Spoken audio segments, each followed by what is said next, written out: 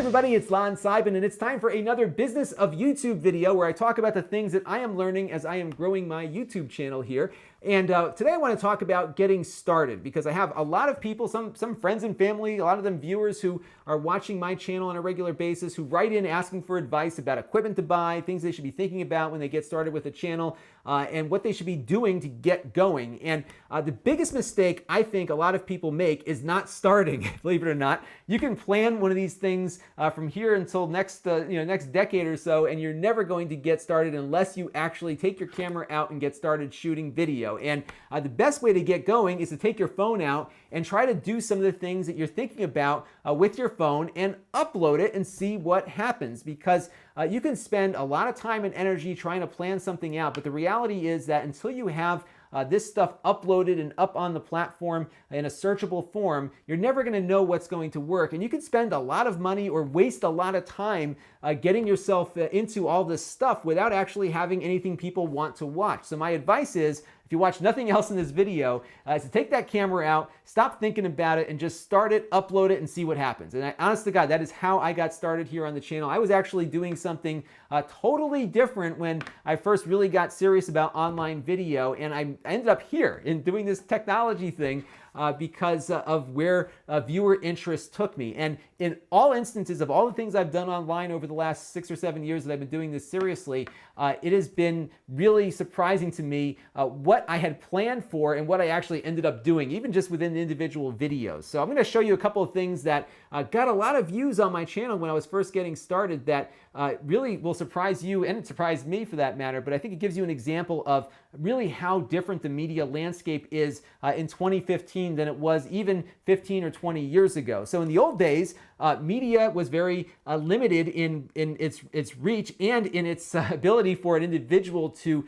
take advantage of that reach. So for example, the distribution scarcity was really a problem in that if you wanted to send a video image out to a mass audience, you had to buy a TV station, you had to have a TV studio, a camera, and staff and engineers and everything else. And it cost a lot of money to do that. Now it doesn't cost anything. So if you're sitting around trying to think about all this equipment you need to buy, you're kind of barking up the wrong tree. You need to think about how you can get content out to people tomorrow and then begin measuring the response to that content. Now, when I got going with this seriously, I was doing a little startup that I was trying to get moving here where we were taking real TV reporters and putting them on the ground in West Hartford, Connecticut to report local news with video. And we felt that this was a very compelling way to have a community follow events going on in that town. And actually, it was really compelling. We had a lot of content created, but the viewership really wasn't there, and it surprised me because we worked really hard on this thing. I spent some money on buying some equipment. I was very frugal in what we picked out. We really went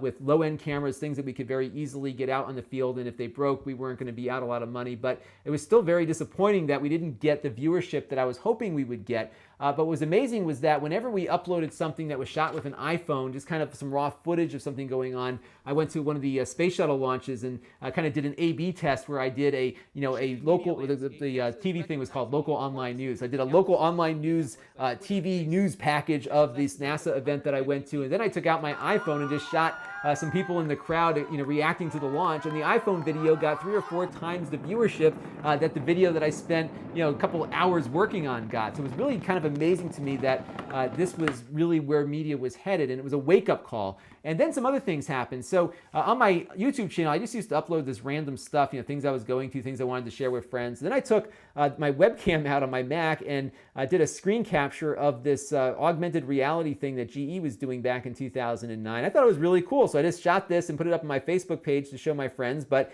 back then, in order to get something on Facebook, you had to put it on YouTube and link to it. And before I knew it, I had tens of thousands of views on this thing. This video has been seen almost 54,000 or 55,000 times to date. And it really surprised me that, again, something so simple, so quick to do, could have such a huge amplification in its reach because it was authentic and it just got out there faster. And I think that really was kind of a wake-up call for me. So then what happened was I took some other things here. So I did I'm part of the Amazon Vine program. And if you're not familiar with Amazon Vine, it's a program that Amazon has for their top reviewers where they send you stuff a couple of times, now it's a couple of times a month, it used to be once a month, you review it and put it up on their site. And most people just do text reviews, written reviews. And I started uploading videos, and I was doing some like iPhone stuff, but I figured, let me try something more produced. So I did this really fancy intro, and I took this, got the lighting out, and I did this in front of the camera thing, and I did all this fancy editing. And what I found was this took me all weekend essentially to get everything right on this video, and it really didn't scale up very well.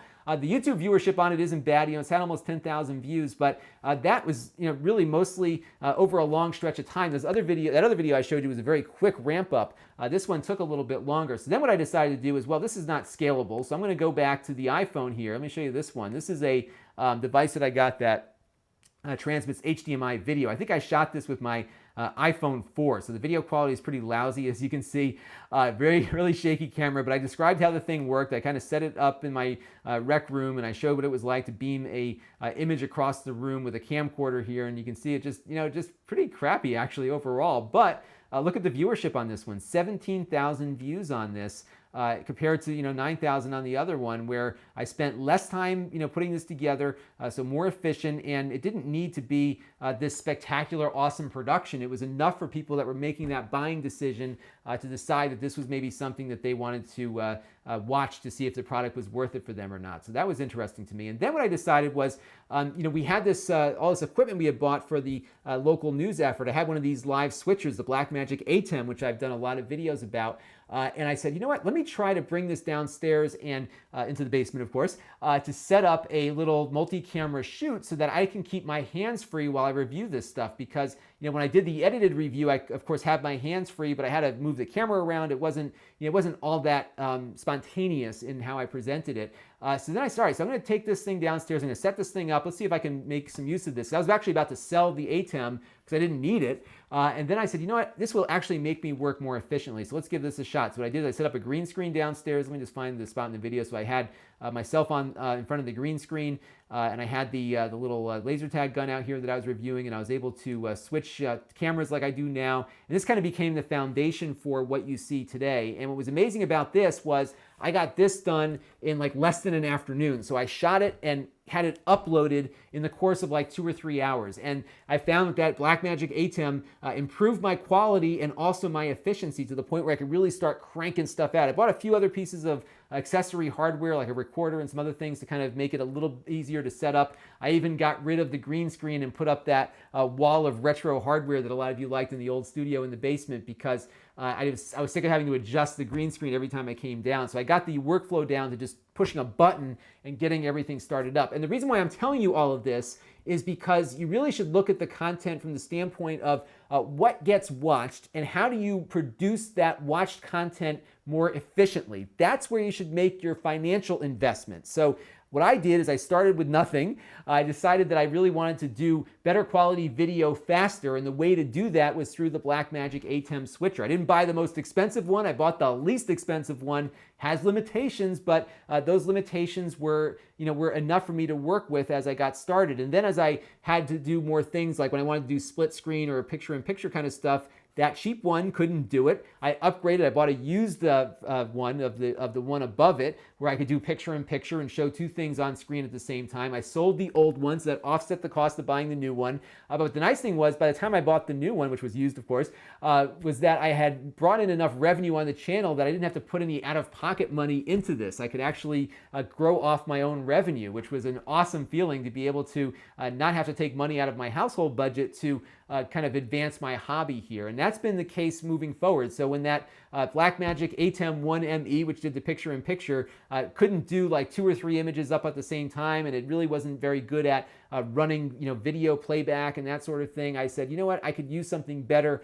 That's when I went up to the TriCaster, and I basically took a lot of most of what I had earned throughout the whole course of 2014 and invested that into the TriCaster and new cameras and everything else. But again, it was done so that I could improve my workflow efficiency, because if I could get 5 or 3 things up on screen at the same time and be able to resize everything, that's another thing I don't have to edit later. And that was really the advantage of buying this equipment. So what I did is I made investments based on what I needed, again, to be more efficient, as opposed to going out and spending $15,000 first and then having stuff that looked great that nobody was watching. And I think that's really the way you should approach how to get started, is that you can, again, go out and buy all this stuff and think about all this stuff, but the reality is you don't know what your market is going to be until you have a product to give to them. So I would get started with the minimal amount of effort, planning, and money possible. So if you don't like the iPhone look, or that's not something that you want to do, you can get a cheap camcorder. I reviewed a bunch of those, like those Canon HFR 600s or whatever.